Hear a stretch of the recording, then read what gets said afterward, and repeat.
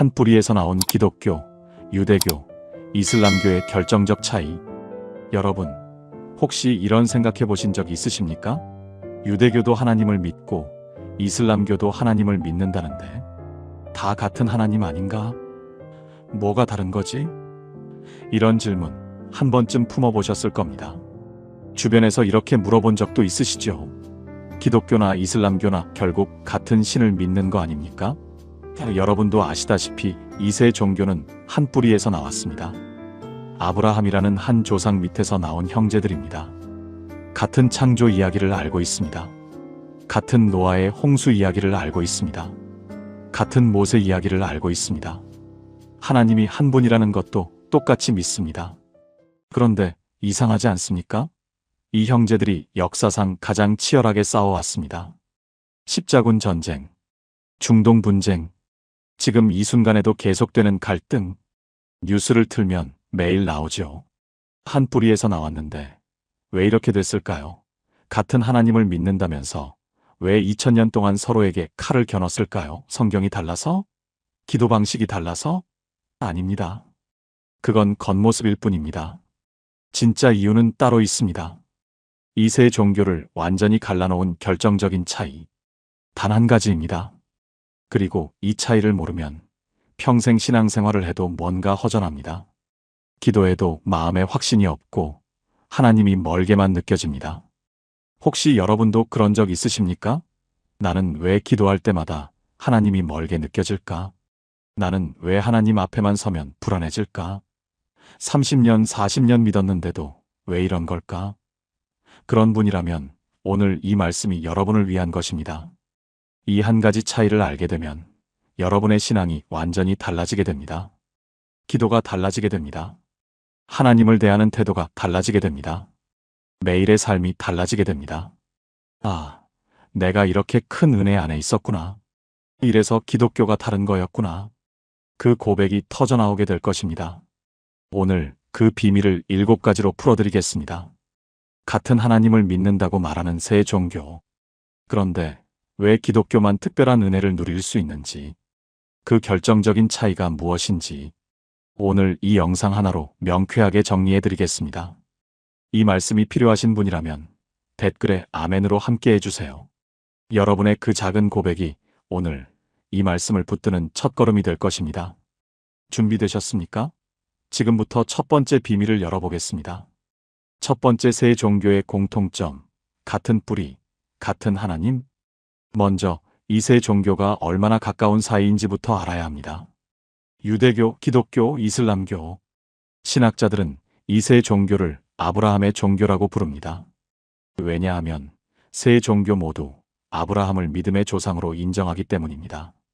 창세기에 나오는 그 아브라함 맞습니다. 하나님께서 내 자손이 하늘의 별처럼 많아질 것이다라고 약속하신 그 아브라함.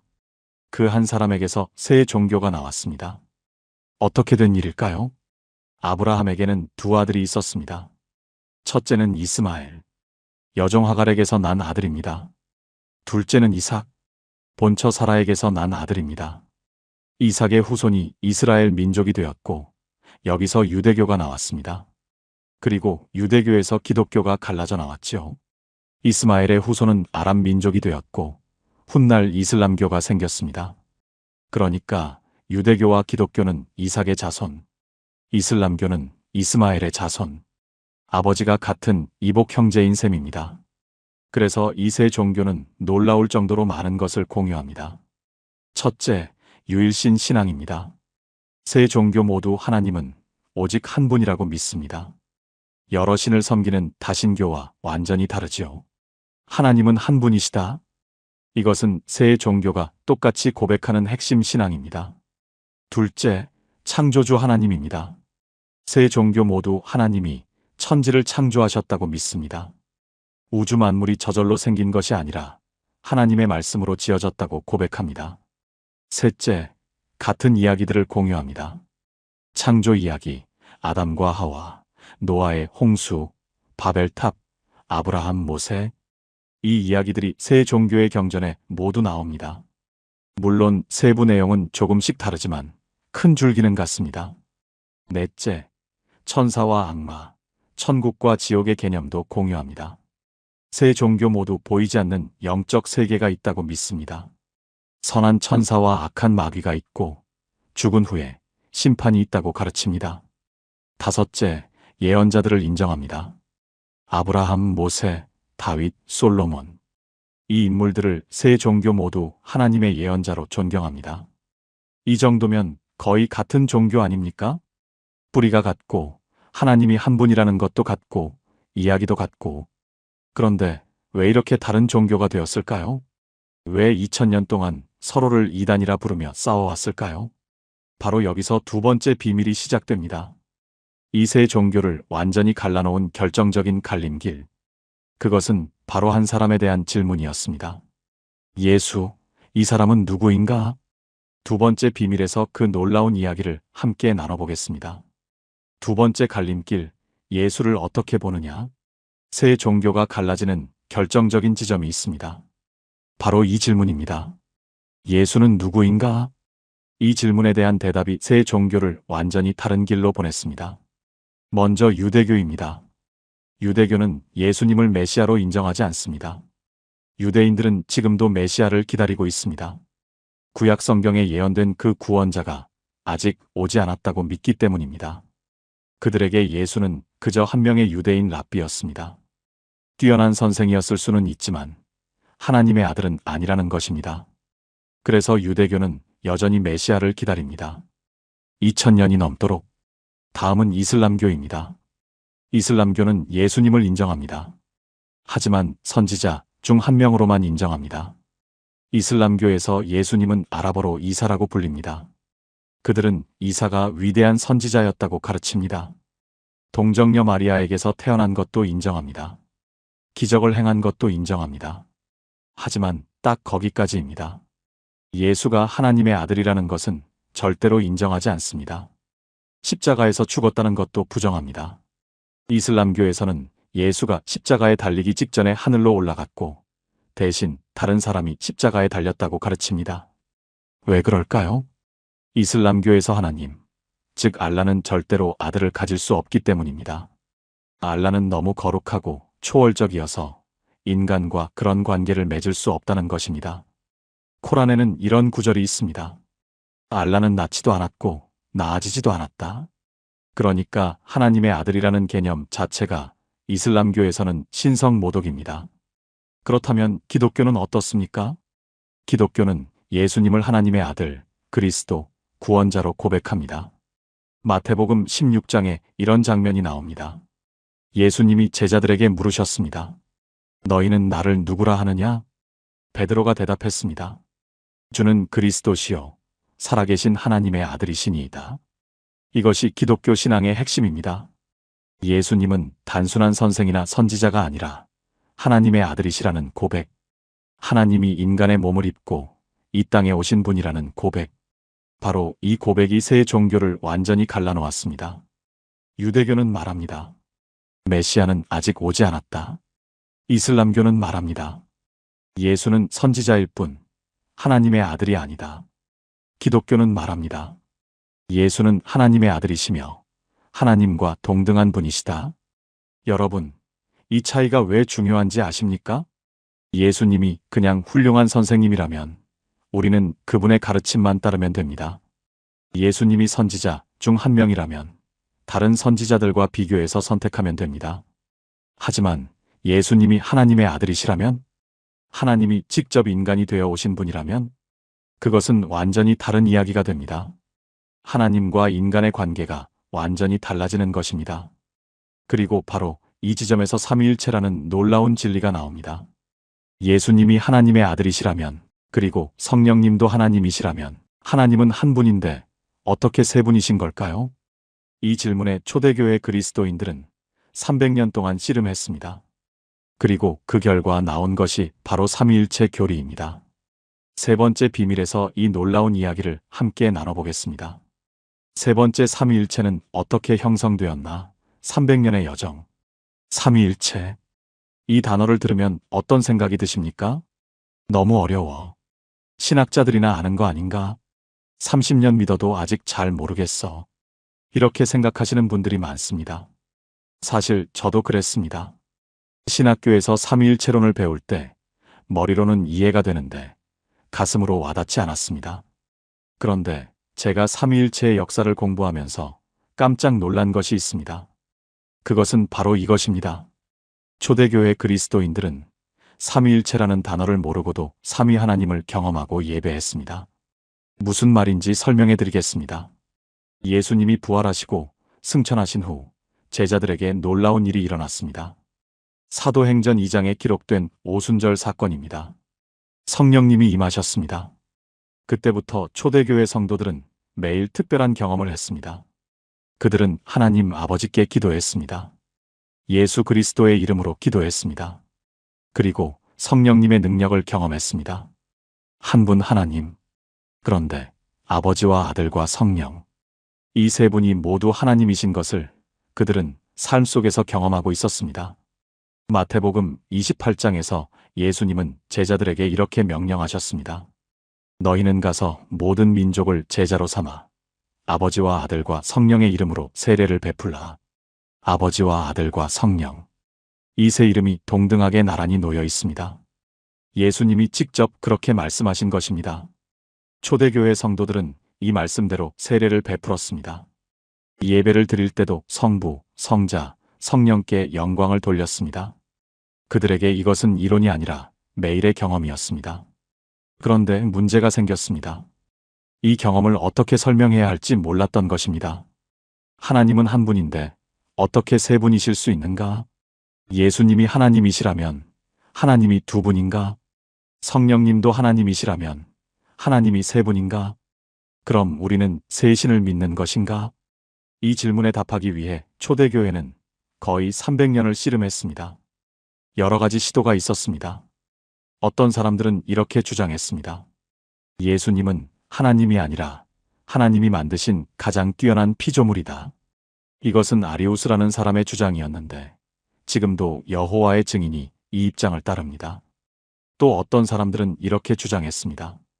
아버지, 아들, 성령은 한 분 하나님의 세 가지 모습이다. 마치 한 사람이 아버지로서, 남편으로서, 직장인으로서 다른 역할을 하는 것처럼. 이것은 양태론이라고 부르는 주장입니다. 하지만 초대교회는 이 모든 주장을 받아들이지 않았습니다. 왜냐하면 그들이 경험한 것과 맞지 않았기 때문입니다. 예수님이 피조물이라면 왜 우리는 예수님께 기도하고 예배드리는가? 아버지, 아들, 성령이 그저 다른 모습일 뿐이라면 왜 예수님은 아버지께 기도하셨는가? 겟세마네 동산에서 아버지여, 이 잔을 내게서 옮기시옵소서라고 기도하셨는데 자기 자신에게 기도하신 것인가? 그래서 325년 로마 황제 콘스탄티누스가 전 세계 교회 지도자들을 니케아라는 도시에 모았습니다. 역사상 첫 번째 세계 교회 회의, 니케아 공의회입니다. 약 300명의 주교들이 모여서 이 문제를 논의했습니다. 그리고 그들은 결론을 내렸습니다. 예수 그리스도는 참 하나님에게서 나신 참 하나님이시며 창조되지 않으셨고 아버지와 동일한 본질이시다. 이것이 니케아 신조의 핵심입니다. 예수님은 피조물이 아니라 하나님이시다. 아버지와 동일 본질, 그리스어로 호모우시오스이시다. 여러분, 여기서 주목해야 할 것이 있습니다. 초대교회가 이 결론에 도달한 이유입니다. 그것은 논리적으로 가장 쉬운 설명이어서가 아닙니다. 사실 삼위일체는 논리적으로 매우 어렵습니다. 한 분인데 세 분이시라니 이게 무슨 말입니까? 더 쉬운 설명이 얼마든지 있었습니다. 예수님은 하나님이 아니라 뛰어난 피조물이다. 이게 훨씬 이해하기 쉽습니다. 아버지, 아들, 성령은 한 분의 세 가지 역할이다. 이것도 훨씬 간단합니다. 그런데 왜 초대교회는 가장 어렵고 복잡한 설명을 선택했을까요? 그것은 그들의 경험이 너무나 강렬했기 때문입니다. 그들은 예수님을 만났습니다. 예수님과 함께 먹고 마셨습니다. 예수님이 십자가에서 죽으시는 것을 목격했습니다. 부활하신 예수님을 만났습니다. 예수님 앞에 엎드려 나의 주님이시요, 나의 하나님이시니이다라고 고백했습니다. 그들은 성령님을 경험했습니다. 오순절에 불같이 임하신 성령님을 체험했습니다. 성령님의 능력으로 병을 고치고 귀신을 쫓아냈습니다. 성령님의 인도하심을 따라 복음을 전했습니다. 이 경험을 배신할 수 없었던 것입니다. 우리가 만난 예수님은 분명히 하나님이셨다. 우리가 경험한 성령님은 분명히 하나님이셨다. 그런데 하나님은 분명히 한 분이시다. 이 모든 것이 사실이라면 삼위일체밖에 설명할 길이 없다. 이것이 초대교회의 결론이었습니다. 삼위일체는 책상 위에서 만들어진 이론이 아닙니다. 삶의 현장에서, 예배의 자리에서, 순교의 순간에 고백된 신앙입니다. 머리로 이해해서 나온 교리가 아니라 가슴으로 경험해서 나온 고백입니다. 여러분, 이것이 중요합니다. 삼위일체는 외워야 할 교리가 아닙니다. 경험해야 할 하나님이십니다. 그리고 이 삼위 하나님을 경험할 때 우리에게 놀라운 변화가 일어납니다. 그것은 바로 하나님을 부르는 호칭이 달라지는 것입니다. 네 번째 비밀에서 이 놀라운 차이를 함께 나눠보겠습니다. 네 번째 핵심 차이, 하나님을 뭐라고 부르느냐? 여러분, 혹시 기도할 때 하나님을 뭐라고 부르십니까? 하나님 아버지, 사랑하는 아버지 하나님. 우리는 너무나 자연스럽게 하나님을 아버지라고 부릅니다. 당연한 것 같지요? 그런데 이것이 당연한 게 아닙니다. 이것은 오직 기독교에서만 가능한 일입니다. 유대교에서 하나님은 아도나이입니다. 주님이라는 뜻입니다. 유대인들은 하나님의 이름을 함부로 부르지 못합니다. 너무 거룩하기 때문입니다. 구약 성경에 나오는 하나님의 이름 야훼, 히브리어로 네 글자 YHWH. 유대인들은 이 이름을 소리내어 읽지 않습니다. 대신 아도나이, 즉 주님이라고 읽습니다. 하나님의 이름을 직접 부르는 것 자체가 불경스러운 일이라고 생각하기 때문입니다. 이슬람교에서 하나님은 알라입니다. 그리고 알라에게는 99개의 아름다운 이름이 있습니다. 알-라흐만, 자비로우신 분, 알-라힘, 자애로우신 분, 알-말릭, 왕이신 분. 그런데 이 99개의 이름 중에 아버지는 없습니다. 단 하나도 없습니다. 왜냐하면 이슬람교에서 하나님을 아버지라고 부르는 것은 상상할 수 없는 일이기 때문입니다. 알라는 너무 거룩하고 너무 높으시고 너무 초월적이어서 인간과 아버지 자녀 관계를 맺을 수 없다고 믿습니다. 인간이 알라를 아버지라고 부르는 것은 알라를 인간 수준으로 끌어내리는 것이고 그것은 신성모독입니다. 그런데 기독교는 어떻습니까? 예수님이 가르쳐 주신 기도를 보십시오. 마태복음 6장 9절입니다. 그러므로 너희는 이렇게 기도하라. 하늘에 계신 우리 아버지여. 우리 아버지. 예수님은 제자들에게 하나님을 아버지라고 부르라고 가르치셨습니다. 그런데 여기서 더 놀라운 것이 있습니다. 예수님이 실제로 사용하신 단어입니다. 마가복음 14장 36절. 겟세마네 동산에서 예수님이 기도하신 내용입니다. 아바 아버지여, 아버지께는 모든 것이 가능하오니 이 잔을 내게서 옮기시옵소서. 아바. 이것은 히브리어나 그리스어가 아닙니다. 아람어입니다. 예수님이 일상생활에서 사용하신 언어입니다. 아바가 무슨 뜻인지 아십니까? 우리말로 아빠입니다. 어린아이가 아버지를 부르는 가장 친밀한 호칭입니다. 2000년 전 유대 사회에서 이것은 상상할 수 없는 일이었습니다. 하나님을 아빠라고 부르다니. 이것은 유대인들에게 충격이었고 모욕이었고 신성모독이었습니다. 하나님은 거룩하신 분, 감히 이름도 부르지 못하는 분, 하늘 높은 곳에 계신 분, 그런 분을 아빠라고 부른다고요? 그런데 예수님은 그렇게 부르셨습니다. 그리고 제자들에게 너희도 그렇게 기도하라고 가르치셨습니다. 왜 그것이 가능했을까요? 예수님이 하나님의 아들이시기 때문입니다. 아들만이 아버지를 아빠라고 부를 수 있습니다. 그리고 예수님을 통해 우리도 하나님의 자녀가 되었기 때문입니다. 로마서 8장 15절입니다. 너희는 다시 무서워하는 종의 영을 받지 아니하고 양자의 영을 받았으므로 우리가 아빠 아버지라고 부르짖느니라. 양자의 영. 원래 우리는 하나님의 자녀가 아니었습니다. 그런데 예수님을 믿음으로 하나님의 양자가 되었습니다. 그래서 우리도 하나님을 아빠 아버지라고 부를 수 있게 된 것입니다. 이것이 새 종교의 결정적인 차이입니다. 유대교에서 하나님은 주님입니다. 이슬람교에서 하나님은 왕입니다. 기독교에서 하나님은 아버지입니다. 주님 앞에서 우리는 종입니다. 왕 앞에서 우리는 신하입니다. 그런데 아버지 앞에서 우리는 무엇입니까? 자녀입니다. 이 차이가 얼마나 큰지 아십니까? 이 차이가 우리의 기도를, 우리의 신앙을, 우리의 삶을 완전히 바꿉니다. 경기도 안양에 사시는 68세 이정순 권사님 이야기를 나누고 싶습니다. 권사님은 45년 동안 신앙생활을 하셨습니다. 새벽 기도 한 번 빠진 적 없으시고 11조 철저히 하시고 봉사도 열심히 하셨습니다. 누가 봐도 모범적인 성도셨습니다. 그런데 권사님에게는 아무에게도 말 못한 비밀이 있었습니다. 기도가 무겁다는 것이었습니다. 권사님은 이렇게 고백하셨습니다.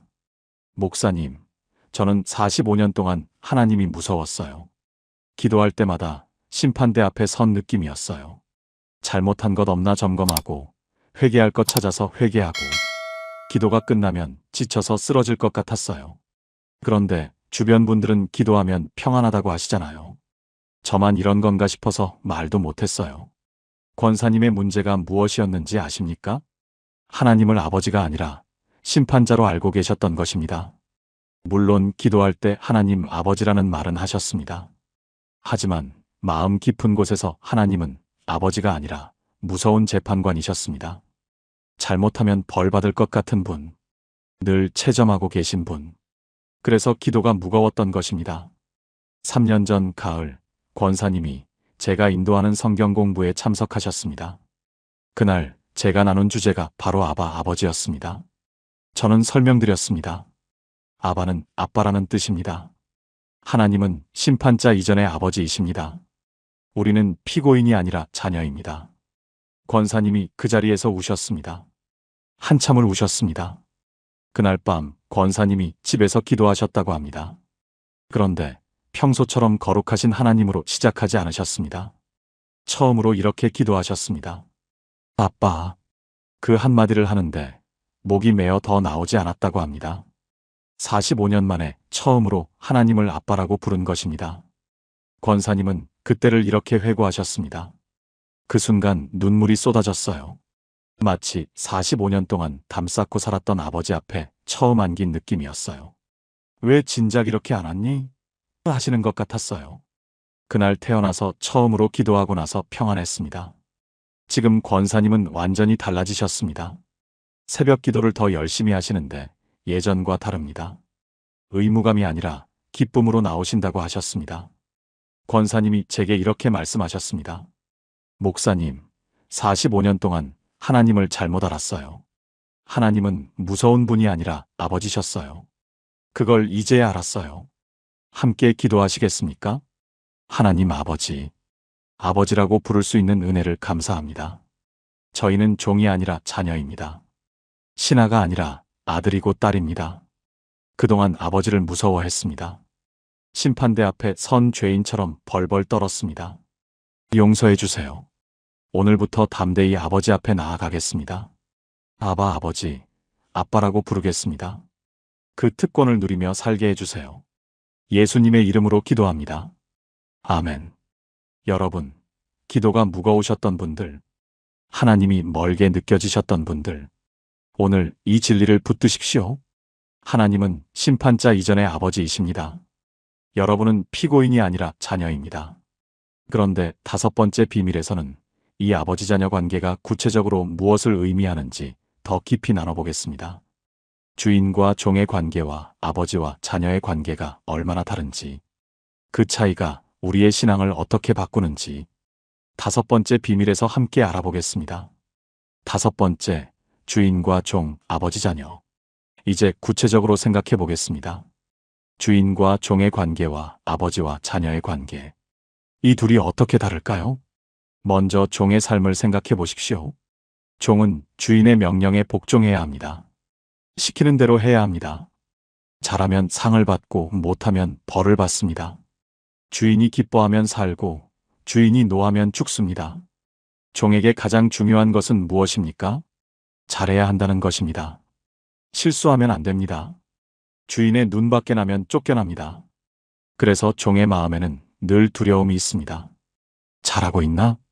주인이 나를 어떻게 볼까? 혹시 잘못한 거 없나? 이제 자녀의 삶을 생각해 보십시오. 자녀도 부모의 말씀에 순종합니다. 그런데 그 동기가 완전히 다릅니다. 종은 벌이 두려워서 복종합니다. 자녀는 사랑 때문에 순종합니다. 자녀는 실수해도 쫓겨나지 않습니다. 아버지가 야단은 치실 수 있습니다. 하지만 너는 이제 내 자녀가 아니다라고 말씀하지 않습니다. 아버지의 사랑은 자녀의 행동에 따라 변하지 않습니다. 자녀에게 가장 중요한 것은 무엇입니까? 아버지가 나를 사랑하신다는 것입니다. 그 사랑이 확실하기 때문에 안심하고 살 수 있습니다. 여러분은 하나님 앞에서 어떻게 살고 계십니까? 종으로 살고 계십니까? 자녀로 살고 계십니까? 많은 분들이 입으로는 하나님 아버지라고 부르면서 실제로는 종처럼 살고 있습니다. 열심히 해야 하나님이 좋아하실 거야. 잘못하면 벌 받을 거야. 기도 빠지면 안 돼. 새벽 기도 빠지면 안 돼. 봉사 더 해야 해. 헌금 더 해야 해. 물론 열심히 신앙생활하는 것은 좋은 것입니다. 하지만 그 동기가 문제입니다. 사랑받기 위해서 하는 것인지, 사랑받았기 때문에 하는 것인지. 종은 인정받기 위해 일합니다. 자녀는 사랑받았기 때문에 일합니다. 이것이 완전히 다른 것입니다. 로마서 8장 15절을 다시 보겠습니다. 너희는 다시 무서워하는 종의 영을 받지 아니하고 양자의 영을 받았으므로 우리가 아빠 아버지라고 부르짖느니라. 무서워하는 종의 영과 양자의 영. 바울은 이 둘을 완전히 대비시키고 있습니다. 종의 영으로 살면 무서워합니다. 양자의 영으로 살면 아빠 아버지라고 부르짖습니다. 여러분은 어느 쪽입니까? 요한일서 4장 18절입니다. 사랑 안에 두려움이 없고 온전한 사랑이 두려움을 내쫓나니 두려움에는 형벌이 있음이라. 온전한 사랑이 두려움을 내쫓습니다. 하나님의 사랑을 온전히 알면 두려움이 사라집니다. 기도가 두렵습니까? 하나님이 무섭습니까? 혹시 잘못해서 벌 받을까봐 불안합니까? 그렇다면 아직 하나님의 사랑을 온전히 경험하지 못한 것입니다. 아직 종의 영으로 살고 있는 것입니다. 하나님은 오늘 여러분에게 말씀하십니다. 너는 종이 아니라 내 자녀다. 나는 심판자이기 전에 내 아버지다. 두려워하지 말고 내 품으로 오라. 충남 천안에 사시는 71세 김말숙 집사님 이야기입니다. 집사님은 어린 시절 아버지에게 큰 상처를 받으셨습니다. 아버지가 술만 드시면 폭력을 휘두르셨다고 합니다. 그래서 아버지라는 단어만 들어도 몸이 굳어지셨습니다. 40대에 예수님을 믿기 시작하셨는데 하나님을 아버지라고 부르는 것이 너무 힘드셨다고 합니다. 기도할 때 하나님 아버지라고 하면 친아버지 얼굴이 떠올라서 기도가 안 됐다고 합니다. 그래서 집사님은 30년 동안 하나님을 주로 주님이라고 불렀습니다. 거룩하신 주님, 전능하신 주님, 아버지라는 호칭은 피하셨습니다. 그런데 5년 전 집사님이 큰 수술을 받으셨습니다. 췌장암 수술이었습니다. 수술 전날 밤 집사님은 너무 무서웠다고 합니다. 그날 밤 기도하시는데 이상하게 아버지라는 단어가 입에서 나왔다고 합니다. 아버지, 무서워요.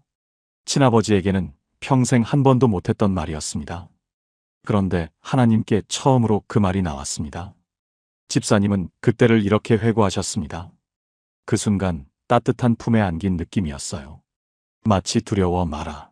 내가 내 아버지다라고 말씀하시는 것 같았어요. 그날 태어나서 처음으로 아버지 품에 안기는 느낌을 받았습니다.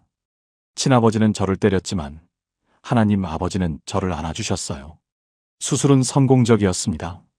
지금 집사님은 암이 완치되어 건강하게 지내고 계십니다. 그런데 집사님이 제게 이렇게 말씀하셨습니다. 목사님, 암이 나은 것보다 더 큰 기적이 있어요. 저는 이제 하나님을 아버지라고 부를 수 있어요. 기도할 때 아빠 하나님이라고 해요.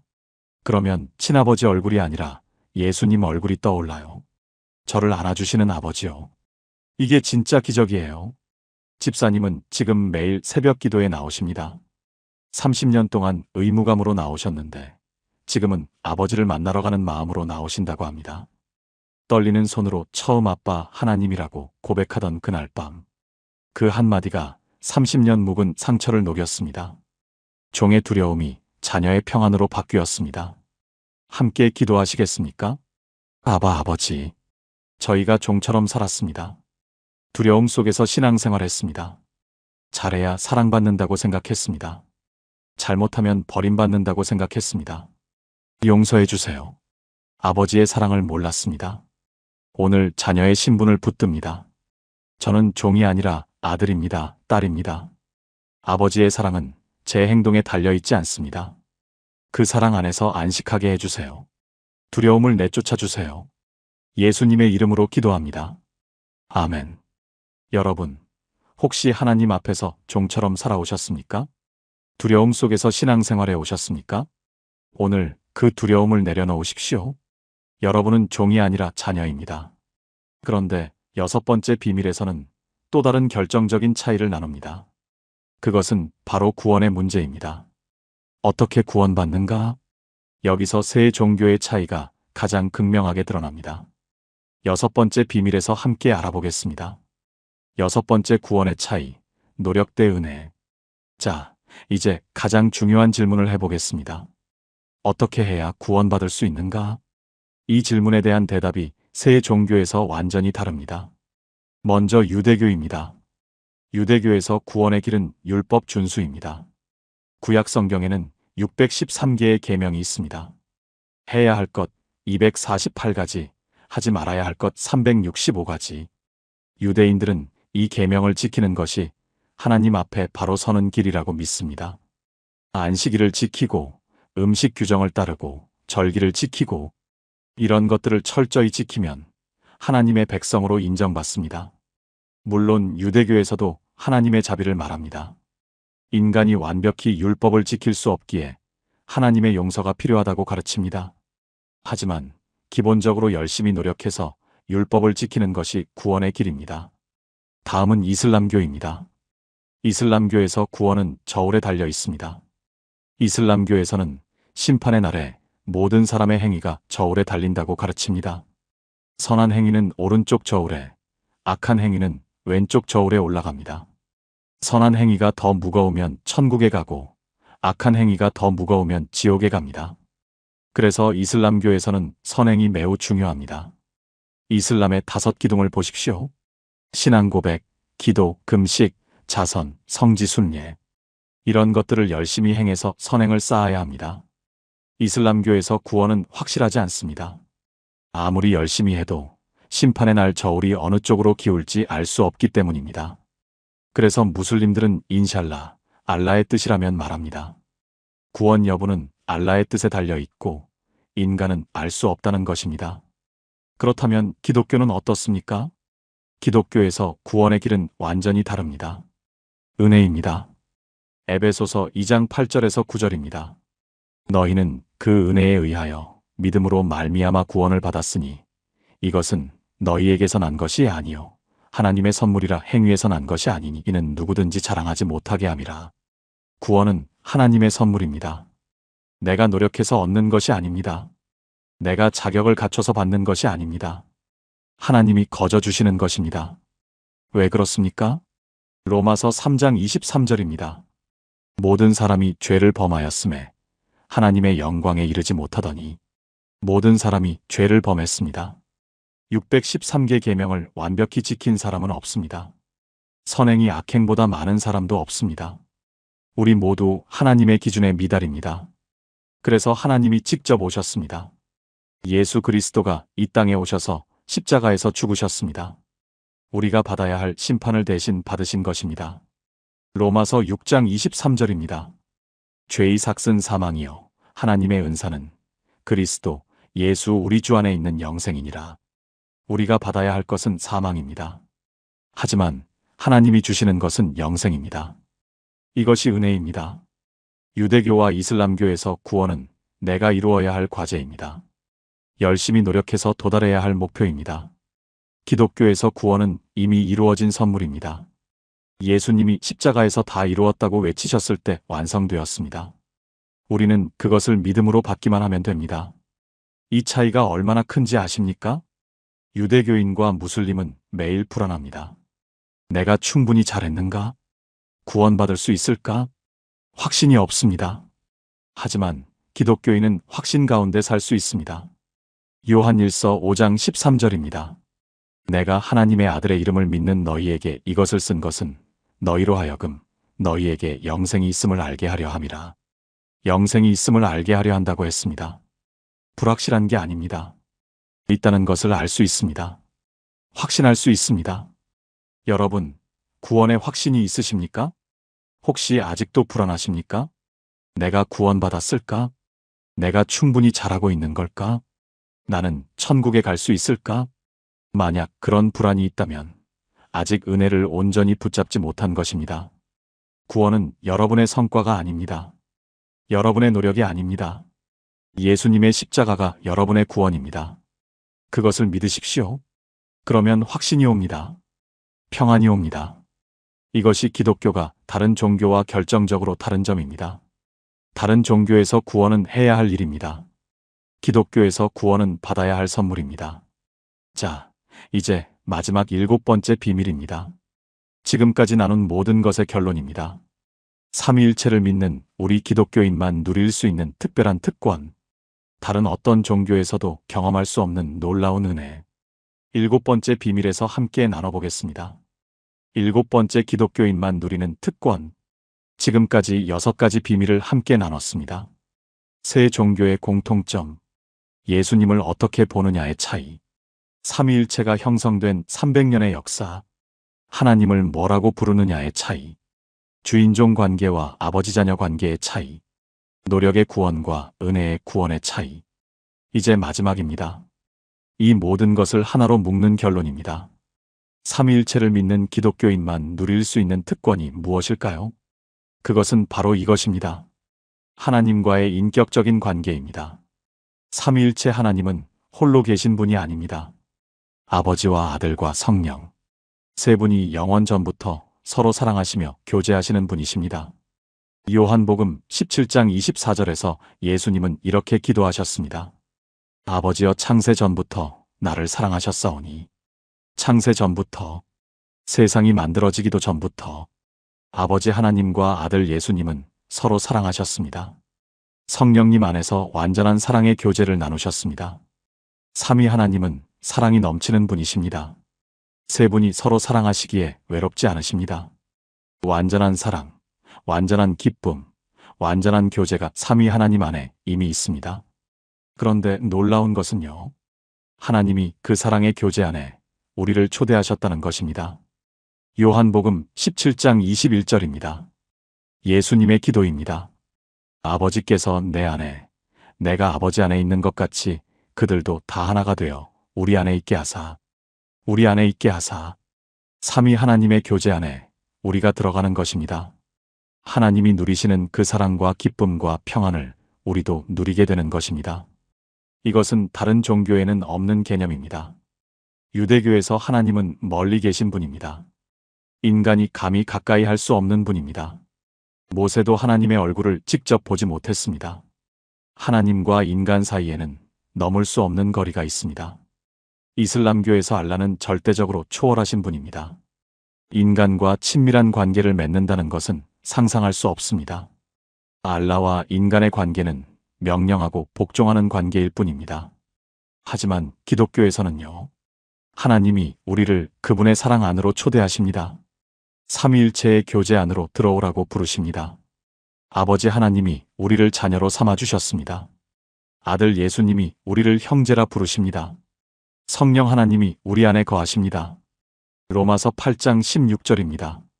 성령이 친히 우리의 영과 더불어 우리가 하나님의 자녀인 것을 증언하시나니.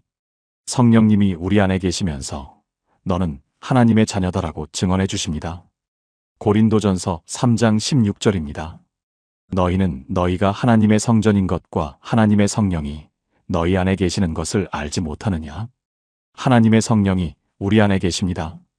우리 몸이 하나님의 성전입니다. 하나님이 우리와 함께 사십니다. 이것이 기독교인만 누리는 특권입니다. 홀로 멀리 계신 하나님을 섬기는 것이 아닙니다. 삼위 하나님의 사랑 안에서 매일 교제하며 사는 것입니다. 아버지 하나님은 우리를 계획하시고 사랑하십니다. 아들 예수님은 우리를 구원하시고 친구가 되어 주십니다. 성령 하나님은 지금 이 순간 우리와 함께 계시며 인도하십니다. 어떤 신학자가 이런 표현을 썼습니다. 우주의 밑바닥에 사랑이 있다. 삼위일체 하나님 안에 영원한 사랑의 교제가 있습니다. 그리고 그 사랑이 우주의 근본입니다. 세상이 아무리 험해도 우주의 밑바닥에는 사랑이 있습니다. 그 사랑이 우리를 붙들고 계십니다. 여러분, 이것이 기독교입니다. 이것이 삼위일체를 믿는 자의 특권입니다. 혼자가 아닙니다. 멀리서 벌벌 떨며 섬기는 것이 아닙니다. 삼위 하나님의 품 안에서 사랑받으며 사는 것입니다. 마지막으로 한 분의 이야기를 나누겠습니다. 전남 순천에 사시는 64세 정은혜 권사님입니다. 권사님은 35년 동안 신앙생활을 하셨습니다. 그런데 솔직히 고백하면 신앙이 의무처럼 느껴지셨다고 합니다.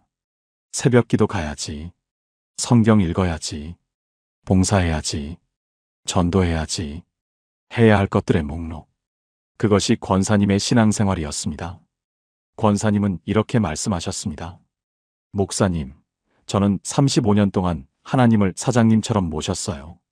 출근해서 할 일하고 성과 내고 평가받는 느낌이었어요. 교회가 직장 같았어요. 기쁨은 없고 의무감만 있었어요. 2년 전 권사님이 우연히 삼위일체에 대한 설교를 들으셨다고 합니다. 그날 설교의 핵심은 이것이었습니다. 삼위 하나님은 영원 전부터 서로 사랑하시는 분이시다. 그 사랑의 교제 안에 우리를 초대하셨다. 우리는 일꾼이 아니라 가족이다. 권사님은 그 설교를 듣고 멍했다고 합니다. 가족? 35년 동안 생각해보지 못한 것이었습니다. 그날 밤 권사님이 기도하셨는데 눈물이 멈추지 않았다고 합니다. 하나님, 저는 그동안 뭘 한 거죠? 일만 했어요. 사랑은 몰랐어요. 하나님이 저를 사랑하신다는 건 알았는데 제가 그 사랑 안에 있다는 건 몰랐어요. 권사님은 그때를 이렇게 회고하셨습니다. 35년 만에 처음으로 하나님의 품에 안긴 느낌이었어요. 일하러 온 게 아니라 집에 온 느낌이었어요. 어서 와, 내 딸아라고 하시는 것 같았어요. 그날 밤 펑펑 울었어요. 지금 권사님은 완전히 달라지셨습니다. 여전히 새벽기도 나오시고 봉사도 하시고 전도도 하십니다. 하지만 의무감이 아닙니다. 권사님이 제게 이렇게 말씀하셨습니다. 목사님, 이제 교회가 직장이 아니라 집이에요. 하나님이 사장님이 아니라 아버지세요. 제가 하는 모든 것이 과제가 아니라 사랑의 응답이에요. 35년 만에 처음으로 신앙이 기쁘습니다. 권사님이 마지막으로 이렇게 말씀하셨습니다. 이래서 기독교가 다른 거였구나. 삼위 하나님의 사랑 안에 있는 것. 이게 기독교였구나. 35년 동안 몰랐던 걸 이제야 알았어요. 여러분, 오늘 나눈 7가지를 기억하십시오. 첫째, 유대교, 기독교, 이슬람교는 같은 뿌리에서 나왔습니다. 둘째, 이 세 종교를 가른 것은 예수님이 누구신가라는 질문입니다. 셋째, 삼위일체는 이론이 아니라 초대교회의 경험에서 나온 고백입니다. 넷째, 기독교만 하나님을 아버지라고 부를 수 있습니다. 다섯째, 우리는 종이 아니라 자녀입니다. 여섯째, 구원은 노력이 아니라 은혜입니다. 일곱째, 삼위 하나님의 사랑 안에서 사는 것이 기독교인의 특권입니다. 이것이 기독교입니다. 이것이 삼위일체를 믿는 우리만 누리는 은혜입니다. 함께 기도하시겠습니까? 삼위 하나님, 성부, 성자, 성령 하나님, 오늘 이 놀라운 진리 앞에 섭니다. 아버지 하나님, 저희를 자녀 삼아주셔서 감사합니다. 아들 예수님, 저희를 구원해 주셔서 감사합니다. 성령 하나님, 저희와 함께 해주셔서 감사합니다. 그동안 하나님을 멀리 계신 분으로 알았습니다. 무서운 분으로 알았습니다. 용서해 주세요. 오늘 삼위 하나님의 사랑 안으로 들어갑니다. 그 품 안에서 쉬겠습니다. 그 사랑 안에서 살겠습니다. 종이 아니라 자녀로 살게 해주세요. 노력이 아니라 은혜로 살게 해주세요. 의무가 아니라 사랑으로 살게 해주세요. 우주의 밑바닥에 사랑이 있음을 믿습니다. 그 사랑이 저희를 붙들고 계심을 믿습니다. 예수님의 이름으로 기도합니다. 아멘. 첫 번째 세 종교의 공통점, 같은 뿌리, 같은 하나님. 먼저 이 세 종교가 얼마나 가까운 사이인지부터 알아야 합니다. 유대교, 기독교, 이슬람교. 신학자들은 이 세 종교를 아브라함의 종교라고 부릅니다. 왜냐하면 세 종교 모두 아브라함을 믿음의 조상으로 인정하기 때문입니다. 창세기에 나오는 그 아브라함 맞습니다. 하나님께서 내 자손이 하늘의 별처럼 많아질 것이다라고 약속하신 그 아브라함. 그 한 사람에게서 새 종교가 나왔습니다. 어떻게 된 일일까요? 아브라함에게는 두 아들이 있었습니다. 첫째는 이스마엘, 여종 하갈에게서 난 아들입니다. 둘째는 이삭, 본처 사라에게서 난 아들입니다. 이삭의 후손이 이스라엘 민족이 되었고 여기서 유대교가 나왔습니다. 그리고 유대교에서 기독교가 갈라져 나왔지요. 이스마엘의 후손은 아람 민족이 되었고 훗날 이슬람교가 생겼습니다. 그러니까 유대교와 기독교는 이삭의 자손, 이슬람교는 이스마엘의 자손, 아버지가 같은 이복 형제인 셈입니다. 그래서 이 세 종교는 놀라울 정도로 많은 것을 공유합니다. 첫째, 유일신 신앙입니다. 세 종교 모두 하나님은 오직 한 분이라고 믿습니다. 여러 신을 섬기는 다신교와 완전히 다르지요. 하나님은 한 분이시다. 이것은 세 종교가 똑같이 고백하는 핵심 신앙입니다. 둘째, 창조주 하나님입니다. 세 종교 모두 하나님이 천지를 창조하셨다고 믿습니다. 우주 만물이 저절로 생긴 것이 아니라 하나님의 말씀으로 지어졌다고 고백합니다. 셋째, 같은 이야기들을 공유합니다. 창조 이야기, 아담과 하와, 노아의 홍수, 바벨탑, 아브라함, 모세. 이 이야기들이 세 종교의 경전에 모두 나옵니다. 물론 세부 내용은 조금씩 다르지만 큰 줄기는 같습니다. 넷째, 천사와 악마, 천국과 지옥의 개념도 공유합니다. 세 종교 모두 보이지 않는 영적 세계가 있다고 믿습니다. 선한 천사와 악한 마귀가 있고 죽은 후에 심판이 있다고 가르칩니다. 다섯째, 예언자들을 인정합니다. 아브라함, 모세, 다윗, 솔로몬. 이 인물들을 세 종교 모두 하나님의 예언자로 존경합니다. 이 정도면 거의 같은 종교 아닙니까? 뿌리가 같고 하나님이 한 분이라는 것도 같고 이야기도 같고. 그런데 왜 이렇게 다른 종교가 되었을까요? 왜 2000년 동안 서로를 이단이라 부르며 싸워왔을까요? 바로 여기서 두 번째 비밀이 시작됩니다. 이 세 종교를 완전히 갈라놓은 결정적인 갈림길. 그것은 바로 한 사람에 대한 질문이었습니다. 예수, 이 사람은 누구인가? 두 번째 비밀에서 그 놀라운 이야기를 함께 나눠보겠습니다. 두 번째 갈림길, 예수를 어떻게 보느냐? 세 종교가 갈라지는 결정적인 지점이 있습니다. 바로 이 질문입니다. 예수는 누구인가? 이 질문에 대한 대답이 세 종교를 완전히 다른 길로 보냈습니다. 먼저 유대교입니다. 유대교는 예수님을 메시아로 인정하지 않습니다. 유대인들은 지금도 메시아를 기다리고 있습니다. 구약 성경에 예언된 그 구원자가 아직 오지 않았다고 믿기 때문입니다. 그들에게 예수는 그저 한 명의 유대인 랍비였습니다. 뛰어난 선생이었을 수는 있지만 하나님의 아들은 아니라는 것입니다. 그래서 유대교는 여전히 메시아를 기다립니다. 2000년이 넘도록. 다음은 이슬람교입니다. 이슬람교는 예수님을 인정합니다. 하지만 선지자 중 한 명으로만 인정합니다. 이슬람교에서 예수님은 아랍어로 이사라고 불립니다. 그들은 이사가 위대한 선지자였다고 가르칩니다. 동정녀 마리아에게서 태어난 것도 인정합니다. 기적을 행한 것도 인정합니다. 하지만 딱 거기까지입니다. 예수가 하나님의 아들이라는 것은 절대로 인정하지 않습니다. 십자가에서 죽었다는 것도 부정합니다. 이슬람교에서는 예수가 십자가에 달리기 직전에 하늘로 올라갔고 대신 다른 사람이 십자가에 달렸다고 가르칩니다. 왜 그럴까요? 이슬람교에서 하나님, 즉 알라는 절대로 아들을 가질 수 없기 때문입니다. 알라는 너무 거룩하고 초월적이어서 인간과 그런 관계를 맺을 수 없다는 것입니다. 코란에는 이런 구절이 있습니다. 알라는 낳지도 않았고 나아지지도 않았다.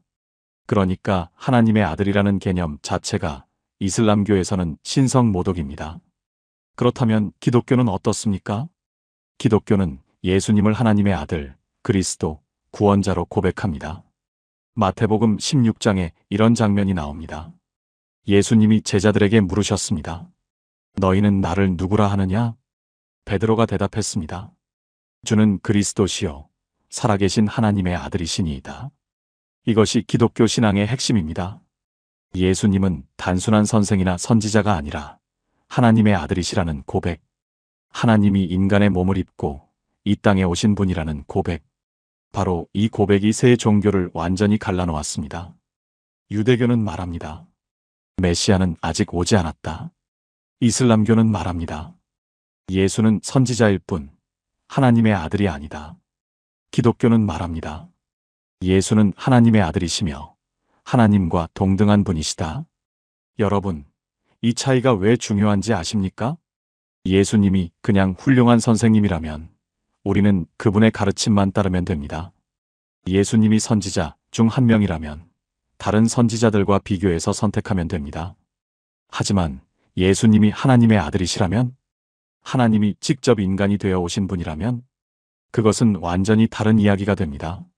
하나님과 인간의 관계가 완전히 달라지는 것입니다. 그리고 바로 이 지점에서 삼위일체라는 놀라운 진리가 나옵니다. 예수님이 하나님의 아들이시라면, 그리고 성령님도 하나님이시라면 하나님은 한 분인데 어떻게 세 분이신 걸까요? 이 질문에 초대교회 그리스도인들은 300년 동안 씨름했습니다. 그리고 그 결과 나온 것이 바로 삼위일체 교리입니다. 세 번째 비밀에서 이 놀라운 이야기를 함께 나눠보겠습니다. 세 번째, 삼위일체는 어떻게 형성되었나? 300년의 여정. 삼위일체. 이 단어를 들으면 어떤 생각이 드십니까? 너무 어려워. 신학자들이나 아는 거 아닌가? 30년 믿어도 아직 잘 모르겠어. 이렇게 생각하시는 분들이 많습니다. 사실 저도 그랬습니다. 신학교에서 삼위일체론을 배울 때 머리로는 이해가 되는데 가슴으로 와닿지 않았습니다. 그런데 제가 삼위일체의 역사를 공부하면서 깜짝 놀란 것이 있습니다. 그것은 바로 이것입니다. 초대교회 그리스도인들은 삼위일체라는 단어를 모르고도 삼위 하나님을 경험하고 예배했습니다. 무슨 말인지 설명해 드리겠습니다. 예수님이 부활하시고 승천하신 후 제자들에게 놀라운 일이 일어났습니다.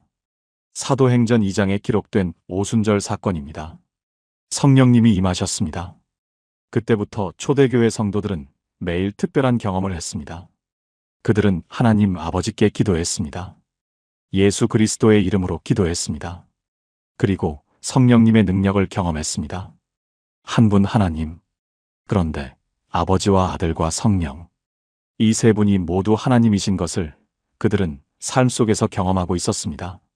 마태복음 28장에서 예수님은 제자들에게 이렇게 명령하셨습니다. 너희는 가서 모든 민족을 제자로 삼아 아버지와 아들과 성령의 이름으로 세례를 베풀라. 아버지와 아들과 성령. 이 세 이름이 동등하게 나란히 놓여 있습니다. 예수님이 직접 그렇게 말씀하신 것입니다. 초대교회 성도들은 이 말씀대로 세례를 베풀었습니다. 예배를 드릴 때도 성부, 성자, 성령께 영광을 돌렸습니다. 그들에게 이것은 이론이 아니라 매일의 경험이었습니다. 그런데 문제가 생겼습니다. 이 경험을 어떻게 설명해야 할지 몰랐던 것입니다. 하나님은 한 분인데 어떻게 세 분이실 수 있는가? 예수님이 하나님이시라면 하나님이 두 분인가? 성령님도 하나님이시라면 하나님이 세 분인가? 그럼 우리는 세 신을 믿는 것인가? 이 질문에 답하기 위해 초대교회는 거의 300년을 씨름했습니다. 여러 가지 시도가 있었습니다. 어떤 사람들은 이렇게 주장했습니다. 예수님은 하나님이 아니라 하나님이 만드신 가장 뛰어난 피조물이다. 이것은 아리우스라는 사람의 주장이었는데 지금도 여호와의 증인이 이 입장을 따릅니다. 또 어떤 사람들은 이렇게 주장했습니다. 아버지, 아들, 성령은 한 분 하나님의 세 가지 모습이다. 마치 한 사람이 아버지로서, 남편으로서, 직장인으로서 다른 역할을 하는 것처럼. 이것은 양태론이라고 부르는 주장입니다. 하지만 초대교회는 이 모든 주장을 받아들이지 않았습니다.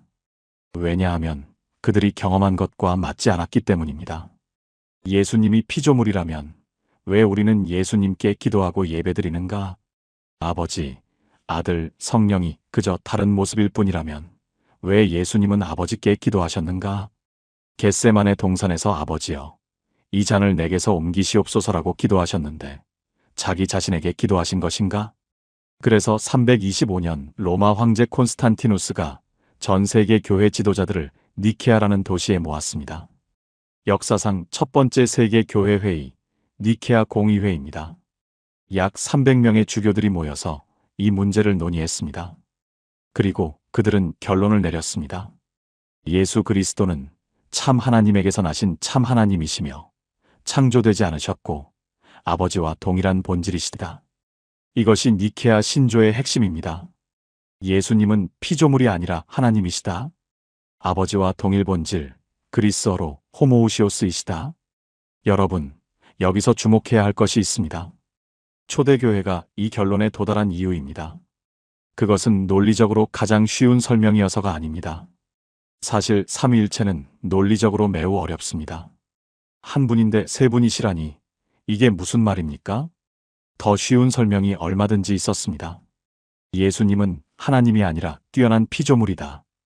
이게 훨씬 이해하기 쉽습니다. 아버지, 아들, 성령은 한 분의 세 가지 역할이다. 이것도 훨씬 간단합니다. 그런데 왜 초대교회는 가장 어렵고 복잡한 설명을 선택했을까요? 그것은 그들의 경험이 너무나 강렬했기 때문입니다. 그들은 예수님을 만났습니다. 예수님과 함께 먹고 마셨습니다. 예수님이 십자가에서 죽으시는 것을 목격했습니다. 부활하신 예수님을 만났습니다. 예수님 앞에 엎드려 나의 주님이시요, 나의 하나님이시니이다라고 고백했습니다. 그들은 성령님을 경험했습니다. 오순절에 불같이 임하신 성령님을 체험했습니다. 성령님의 능력으로 병을 고치고 귀신을 쫓아냈습니다. 성령님의 인도하심을 따라 복음을 전했습니다. 이 경험을 배신할 수 없었던 것입니다. 우리가 만난 예수님은 분명히 하나님이셨다. 우리가 경험한 성령님은 분명히 하나님이셨다. 그런데 하나님은 분명히 한 분이시다. 이 모든 것이 사실이라면 삼위일체밖에 설명할 길이 없다. 이것이 초대교회의 결론이었습니다. 삼위일체는 책상 위에서 만들어진 이론이 아닙니다. 삶의 현장에서, 예배의 자리에서, 순교의 순간에 고백된 신앙입니다. 머리로 이해해서 나온 교리가 아니라 가슴으로 경험해서 나온 고백입니다. 여러분, 이것이 중요합니다. 삼위일체는 외워야 할 교리가 아닙니다. 경험해야 할 하나님이십니다.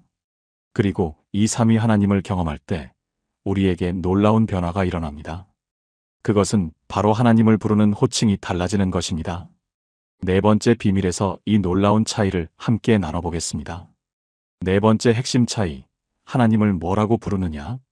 여러분, 혹시 기도할 때 하나님을 뭐라고 부르십니까? 하나님 아버지, 사랑하는 아버지 하나님. 우리는 너무나 자연스럽게 하나님을 아버지라고 부릅니다. 당연한 것 같죠? 그런데 이것이 당연한 게 아닙니다. 이것은 오직 기독교에서만 가능한 일입니다. 유대교에서 하나님은 아도나이입니다. 주님이라는 뜻입니다. 유대인들은 하나님의 이름을 함부로 부르지 못합니다. 너무 거룩하기 때문입니다. 구약 성경에 나오는 하나님의 이름 야훼, 히브리어로 네 글자 YHWH. 유대인들은 이 이름을 소리내어 읽지 않습니다. 대신 아도나이, 즉 주님이라고 읽습니다. 하나님의 이름을 직접 부르는 것 자체가 불경스러운 일이라고 생각하기 때문입니다. 이슬람교에서 하나님은 알라입니다. 그리고 알라에게는 99개의 아름다운 이름이 있습니다. 알-라흐만, 자비로우신 분, 알-라힘, 자애로우신 분, 알-말릭, 왕이신 분. 그런데 이 99개의 이름 중에 아버지는 없습니다. 단 하나도 없습니다. 왜냐하면 이슬람교에서 하나님을 아버지라고 부르는 것은 상상할 수 없는 일이기 때문입니다. 알라는 너무 거룩하고 너무 높으시고 너무 초월적이어서 인간과 아버지 자녀 관계를 맺을 수 없다고 믿습니다. 인간이 알라를 아버지라고 부르는 것은 알라를 인간 수준으로 끌어내리는 것이고 그것은 신성모독입니다. 그런데 기독교는 어떻습니까? 예수님이 가르쳐 주신 기도를 보십시오. 마태복음 6장 9절입니다. 그러므로 너희는 이렇게 기도하라. 하늘에 계신 우리 아버지여. 우리 아버지. 예수님은 제자들에게 하나님을 아버지라고 부르라고 가르치셨습니다. 그런데 여기서 더 놀라운 것이 있습니다. 예수님이 실제로 사용하신 단어입니다. 마가복음 14장 36절. 겟세마네 동산에서 예수님이 기도하신 내용입니다. 아바 아버지여, 아버지께는 모든 것이 가능하오니 이 잔을 내게서 옮기시옵소서. 아바. 이것은 히브리어나 그리스어가 아닙니다. 아람어입니다. 예수님이 일상생활에서 사용하신 언어입니다. 아바가 무슨 뜻인지 아십니까? 우리말로 아빠입니다. 어린아이가 아버지를 부르는 가장 친밀한 호칭입니다. 2000년 전 유대 사회에서 이것은 상상할 수 없는 일이었습니다. 하나님을 아빠라고 부르다니. 이것은 유대인들에게 충격이었고 모욕이었고 신성모독이었습니다. 하나님은 거룩하신 분, 감히 이름도 부르지 못하는 분, 하늘 높은 곳에 계신 분, 그런 분을 아빠라고 부른다고요? 그런데 예수님은 그렇게 부르셨습니다. 그리고 제자들에게 너희도 그렇게 기도하라고 가르치셨습니다. 왜 그것이 가능했을까요? 예수님이 하나님의 아들이시기 때문입니다. 아들만이 아버지를 아빠라고 부를 수 있습니다.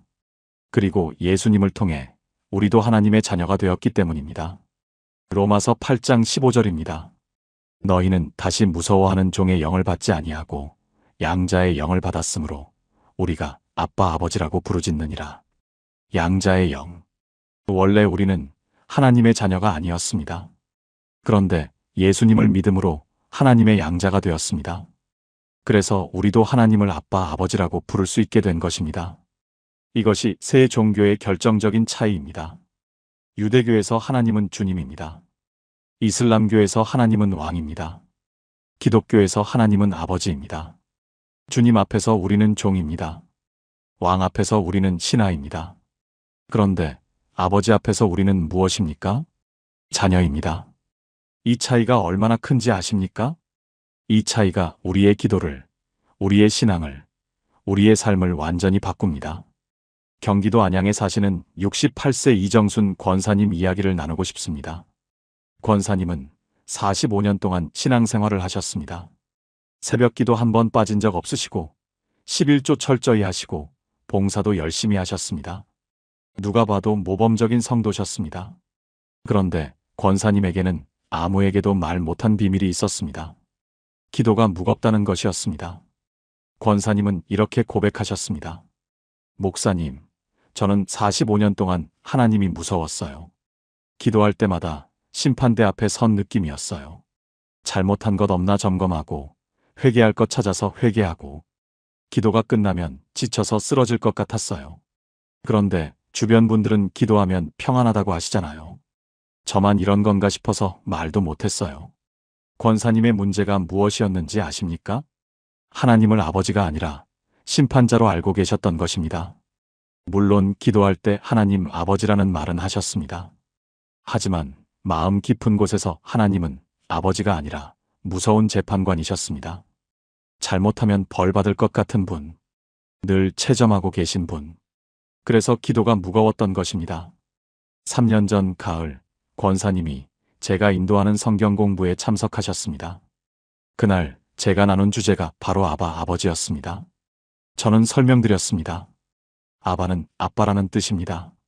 하나님은 심판자 이전의 아버지이십니다. 우리는 피고인이 아니라 자녀입니다. 권사님이 그 자리에서 우셨습니다. 한참을 우셨습니다. 그날 밤 권사님이 집에서 기도하셨다고 합니다. 그런데 평소처럼 거룩하신 하나님으로 시작하지 않으셨습니다. 처음으로 이렇게 기도하셨습니다. 아빠. 그 한마디를 하는데 목이 메어 더 나오지 않았다고 합니다. 45년 만에 처음으로 하나님을 아빠라고 부른 것입니다. 권사님은 그때를 이렇게 회고하셨습니다. 그 순간 눈물이 쏟아졌어요. 마치 45년 동안 담쌓고 살았던 아버지 앞에 처음 안긴 느낌이었어요. 왜 진작 이렇게 안 왔니? 하시는 것 같았어요. 그날 태어나서 처음으로 기도하고 나서 평안했습니다. 지금 권사님은 완전히 달라지셨습니다. 새벽 기도를 더 열심히 하시는데 예전과 다릅니다. 의무감이 아니라 기쁨으로 나오신다고 하셨습니다. 권사님이 제게 이렇게 말씀하셨습니다. 목사님, 45년 동안 하나님을 잘못 알았어요. 하나님은 무서운 분이 아니라 아버지셨어요. 그걸 이제야 알았어요. 함께 기도하시겠습니까? 하나님 아버지, 아버지라고 부를 수 있는 은혜를 감사합니다. 저희는 종이 아니라 자녀입니다. 신하가 아니라 아들이고 딸입니다. 그동안 아버지를 무서워했습니다. 심판대 앞에 선 죄인처럼 벌벌 떨었습니다. 용서해 주세요. 오늘부터 담대히 아버지 앞에 나아가겠습니다.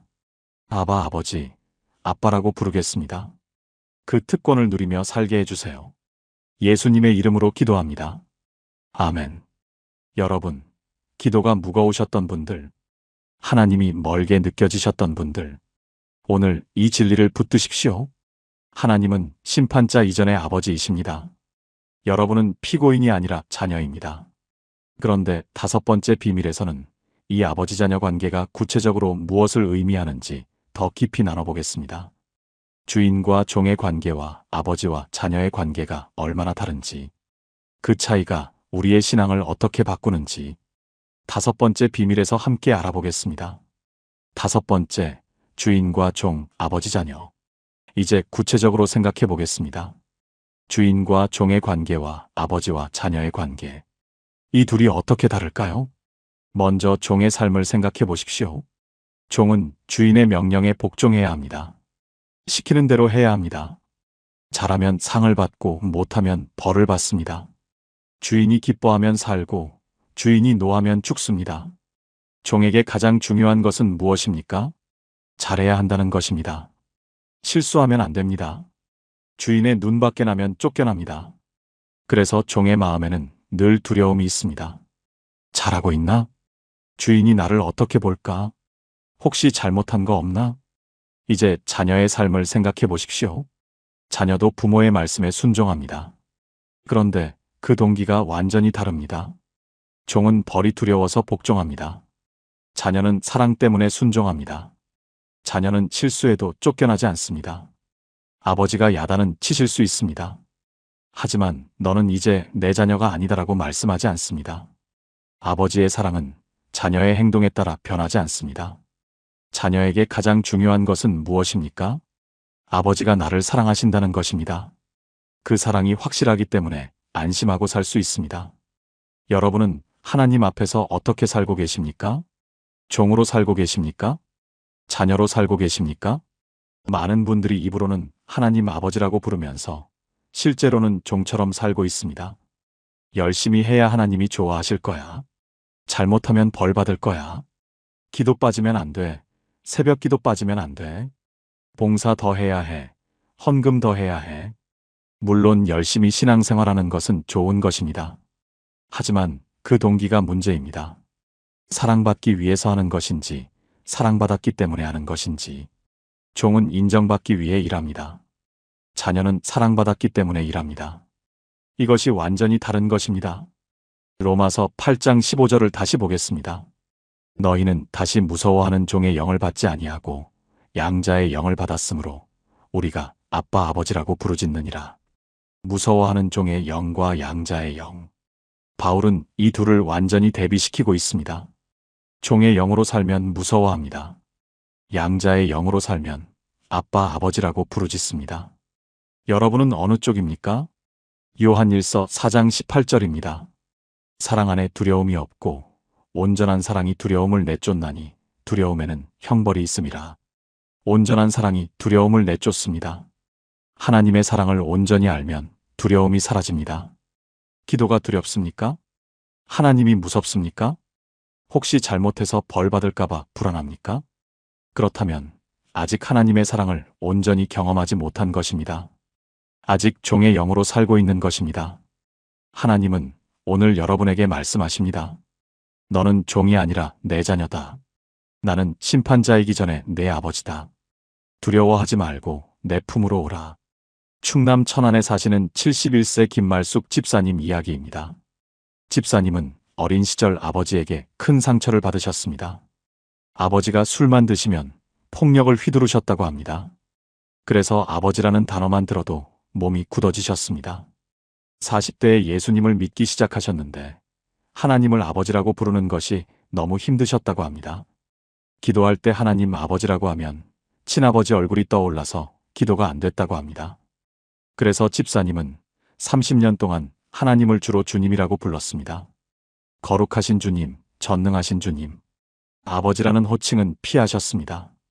그런데 5년 전 집사님이 큰 수술을 받으셨습니다. 췌장암 수술이었습니다. 수술 전날 밤 집사님은 너무 무서웠다고 합니다. 그날 밤 기도하시는데 이상하게 아버지라는 단어가 입에서 나왔다고 합니다. 아버지, 무서워요. 친아버지에게는 평생 한 번도 못했던 말이었습니다. 그런데 하나님께 처음으로 그 말이 나왔습니다. 집사님은 그때를 이렇게 회고하셨습니다. 그 순간 따뜻한 품에 안긴 느낌이었어요. 마치 두려워 마라. 내가 내 아버지다라고 말씀하시는 것 같았어요. 그날 태어나서 처음으로 아버지 품에 안기는 느낌을 받았습니다. 친아버지는 저를 때렸지만 하나님 아버지는 저를 안아주셨어요. 수술은 성공적이었습니다. 지금 집사님은 암이 완치되어 건강하게 지내고 계십니다. 그런데 집사님이 제게 이렇게 말씀하셨습니다. 목사님, 암이 나은 것보다 더 큰 기적이 있어요. 저는 이제 하나님을 아버지라고 부를 수 있어요. 기도할 때 아빠 하나님이라고 해요. 그러면 친아버지 얼굴이 아니라 예수님 얼굴이 떠올라요. 저를 안아주시는 아버지요. 이게 진짜 기적이에요. 집사님은 지금 매일 새벽 기도에 나오십니다. 30년 동안 의무감으로 나오셨는데 지금은 아버지를 만나러 가는 마음으로 나오신다고 합니다. 떨리는 손으로 처음 아빠 하나님이라고 고백하던 그날 밤. 그 한마디가 30년 묵은 상처를 녹였습니다. 종의 두려움이 자녀의 평안으로 바뀌었습니다. 함께 기도하시겠습니까? 아버지. 저희가 종처럼 살았습니다. 두려움 속에서 신앙생활했습니다. 잘해야 사랑받는다고 생각했습니다. 잘못하면 버림받는다고 생각했습니다. 용서해 주세요. 아버지의 사랑을 몰랐습니다. 오늘 자녀의 신분을 붙듭니다. 저는 종이 아니라 아들입니다. 딸입니다. 아버지의 사랑은 제 행동에 달려있지 않습니다. 그 사랑 안에서 안식하게 해주세요. 두려움을 내쫓아 주세요. 예수님의 이름으로 기도합니다. 아멘. 여러분, 혹시 하나님 앞에서 종처럼 살아오셨습니까? 두려움 속에서 신앙생활에 오셨습니까? 오늘 그 두려움을 내려놓으십시오. 여러분은 종이 아니라 자녀입니다. 그런데 6번째 비밀에서는 또 다른 결정적인 차이를 나눕니다. 그것은 바로 구원의 문제입니다. 어떻게 구원받는가? 여기서 세 종교의 차이가 가장 극명하게 드러납니다. 6번째 비밀에서 함께 알아보겠습니다. 6번째 구원의 차이, 노력 대 은혜. 자, 이제 가장 중요한 질문을 해보겠습니다. 어떻게 해야 구원받을 수 있는가? 이 질문에 대한 대답이 세 종교에서 완전히 다릅니다. 먼저 유대교입니다. 유대교에서 구원의 길은 율법 준수입니다. 구약 성경에는 613개의 계명이 있습니다. 해야 할 것 248가지, 하지 말아야 할 것 365가지. 유대인들은 이 계명을 지키는 것이 하나님 앞에 바로 서는 길이라고 믿습니다. 안식일을 지키고 음식 규정을 따르고 절기를 지키고 이런 것들을 철저히 지키면 하나님의 백성으로 인정받습니다. 물론 유대교에서도 하나님의 자비를 말합니다. 인간이 완벽히 율법을 지킬 수 없기에 하나님의 용서가 필요하다고 가르칩니다. 하지만 기본적으로 열심히 노력해서 율법을 지키는 것이 구원의 길입니다. 다음은 이슬람교입니다. 이슬람교에서 구원은 저울에 달려 있습니다. 이슬람교에서는 심판의 날에 모든 사람의 행위가 저울에 달린다고 가르칩니다. 선한 행위는 오른쪽 저울에, 악한 행위는 왼쪽 저울에 올라갑니다. 선한 행위가 더 무거우면 천국에 가고 악한 행위가 더 무거우면 지옥에 갑니다. 그래서 이슬람교에서는 선행이 매우 중요합니다. 이슬람의 5기둥을 보십시오. 신앙 고백, 기도, 금식, 자선, 성지 순례. 이런 것들을 열심히 행해서 선행을 쌓아야 합니다. 이슬람교에서 구원은 확실하지 않습니다. 아무리 열심히 해도 심판의 날 저울이 어느 쪽으로 기울지 알 수 없기 때문입니다. 그래서 무슬림들은 인샬라, 알라의 뜻이라면 말합니다. 구원 여부는 알라의 뜻에 달려 있고 인간은 알 수 없다는 것입니다. 그렇다면 기독교는 어떻습니까? 기독교에서 구원의 길은 완전히 다릅니다. 은혜입니다. 에베소서 2장 8절에서 9절입니다.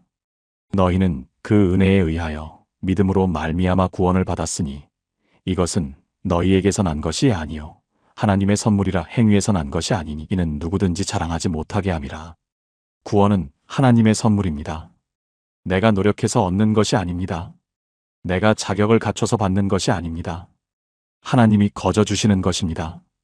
왜 그렇습니까? 로마서 3장 23절입니다.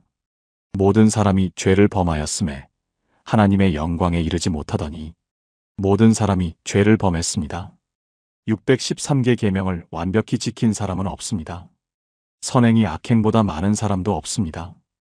우리 모두 하나님의 기준에 미달입니다. 그래서 하나님이 직접 오셨습니다. 예수 그리스도가 이 땅에 오셔서 십자가에서 죽으셨습니다. 우리가 받아야 할 심판을 대신 받으신 것입니다. 로마서 6장 23절입니다. 죄의 삭은 사망이요 하나님의 은사는 그리스도 예수 우리 주 안에 있는 영생이니라. 우리가 받아야 할 것은 사망입니다. 하지만 하나님이 주시는 것은 영생입니다. 이것이 은혜입니다. 유대교와 이슬람교에서 구원은 내가 이루어야 할 과제입니다. 열심히 노력해서 도달해야 할 목표입니다. 기독교에서 구원은 이미 이루어진 선물입니다. 예수님이 십자가에서 다 이루었다고 외치셨을 때 완성되었습니다. 우리는 그것을 믿음으로 받기만 하면 됩니다. 이 차이가 얼마나 큰지 아십니까? 유대교인과 무슬림은 매일 불안합니다. 내가 충분히 잘했는가? 구원받을 수 있을까? 확신이 없습니다. 하지만 기독교인은 확신 가운데 살 수 있습니다. 요한일서 5장 13절입니다. 내가 하나님의 아들의 이름을 믿는 너희에게 이것을 쓴 것은 너희로 하여금 너희에게 영생이 있음을 알게 하려 함이라. 영생이 있음을 알게 하려 한다고 했습니다. 불확실한 게 아닙니다. 있다는 것을 알 수 있습니다. 확신할 수 있습니다. 여러분, 구원에 확신이 있으십니까? 혹시 아직도 불안하십니까? 내가 구원받았을까? 내가 충분히 잘하고 있는 걸까? 나는 천국에 갈 수 있을까? 만약 그런 불안이 있다면 아직 은혜를 온전히 붙잡지 못한 것입니다. 구원은 여러분의 성과가 아닙니다. 여러분의 노력이 아닙니다. 예수님의 십자가가 여러분의 구원입니다. 그것을 믿으십시오. 그러면 확신이 옵니다. 평안이 옵니다. 이것이 기독교가 다른 종교와 결정적으로 다른 점입니다. 다른 종교에서 구원은 해야 할 일입니다. 기독교에서 구원은 받아야 할 선물입니다. 자, 이제 마지막 7번째 비밀입니다.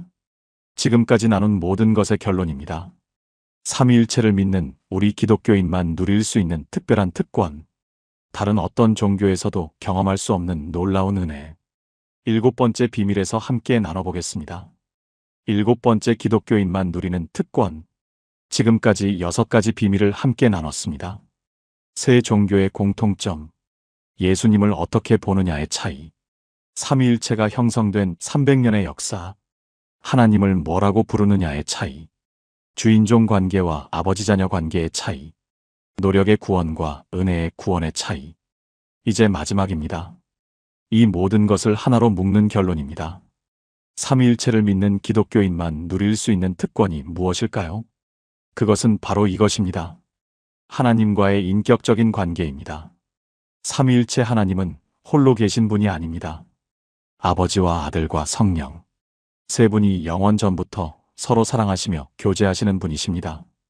요한복음 17장 24절에서 예수님은 이렇게 기도하셨습니다.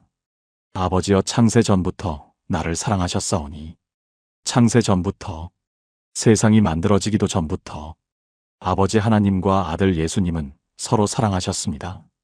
성령님 안에서 완전한 사랑의 교제를 나누셨습니다. 삼위 하나님은 사랑이 넘치는 분이십니다. 세 분이 서로 사랑하시기에 외롭지 않으십니다. 완전한 사랑, 완전한 기쁨, 완전한 교제가 삼위 하나님 안에 이미 있습니다. 그런데 놀라운 것은요. 하나님이 그 사랑의 교제 안에 우리를 초대하셨다는 것입니다. 요한복음 17장 21절입니다. 예수님의 기도입니다. 아버지께서 내 안에, 내가 아버지 안에 있는 것 같이 그들도 다 하나가 되어 우리 안에 있게 하사, 우리 안에 있게 하사. 삼위 하나님의 교제 안에 우리가 들어가는 것입니다. 하나님이 누리시는 그 사랑과 기쁨과 평안을 우리도 누리게 되는 것입니다. 이것은 다른 종교에는 없는 개념입니다. 유대교에서 하나님은 멀리 계신 분입니다.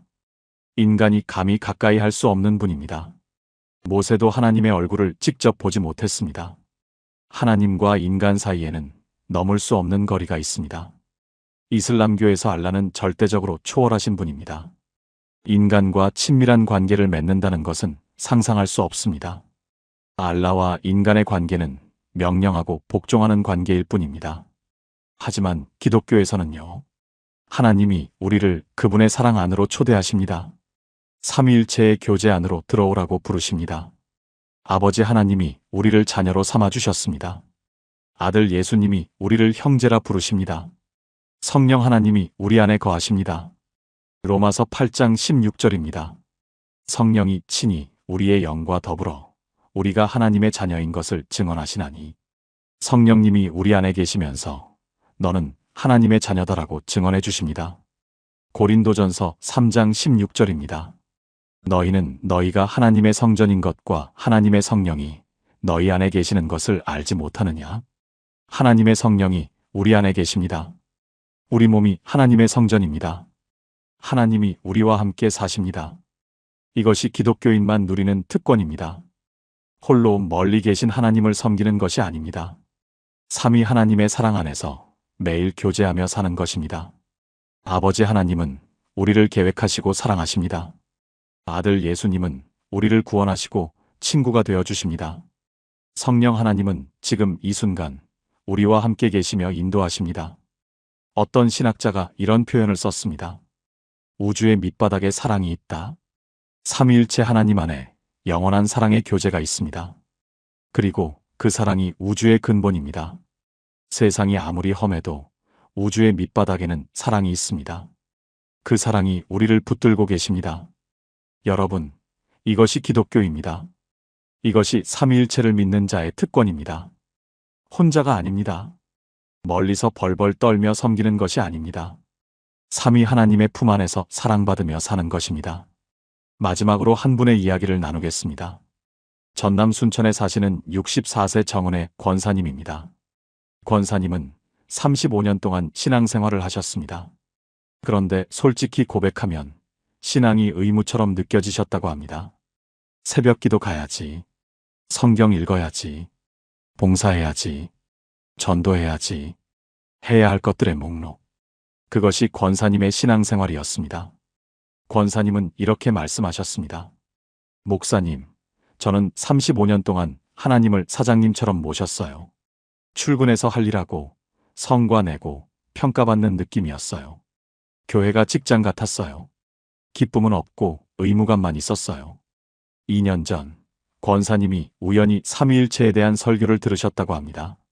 그날 설교의 핵심은 이것이었습니다. 삼위 하나님은 영원 전부터 서로 사랑하시는 분이시다. 그 사랑의 교제 안에 우리를 초대하셨다. 우리는 일꾼이 아니라 가족이다. 권사님은 그 설교를 듣고 멍했다고 합니다. 가족? 35년 동안 생각해보지 못한 것이었습니다. 그날 밤 권사님이 기도하셨는데 눈물이 멈추지 않았다고 합니다.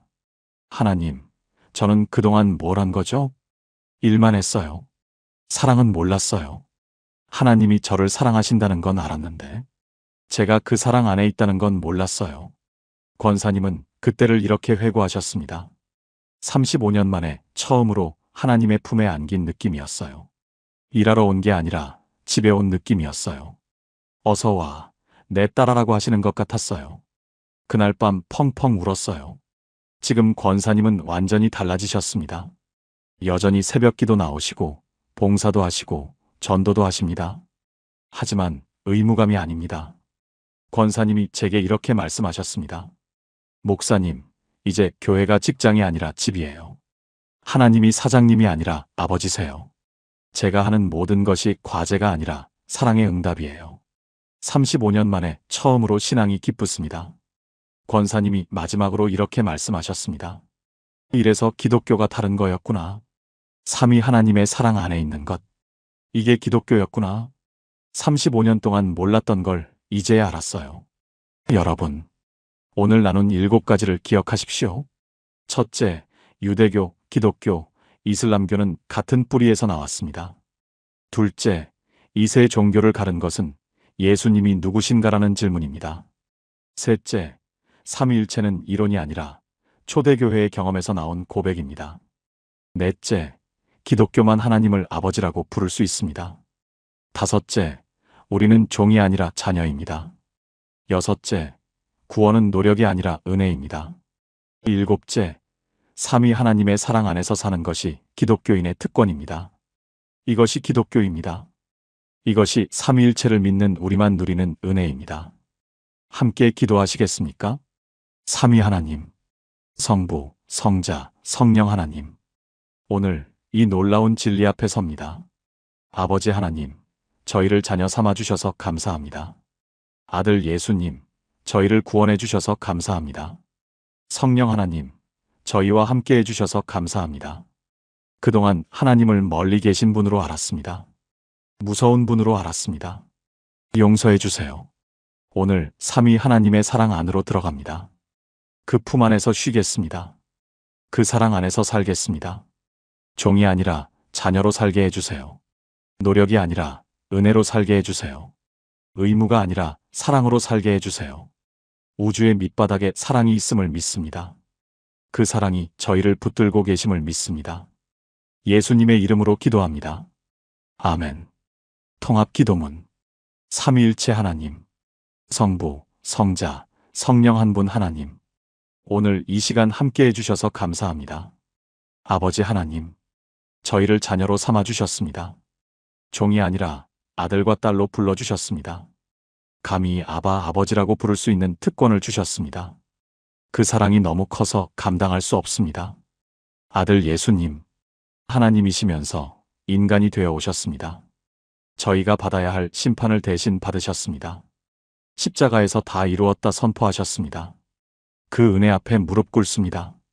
성령 하나님, 지금 이 순간 저희와 함께 계십니다. 저희 안에 거하십니다. 저희가 하나님의 자녀임을 증언해 주십니다. 그 동행에 감사드립니다.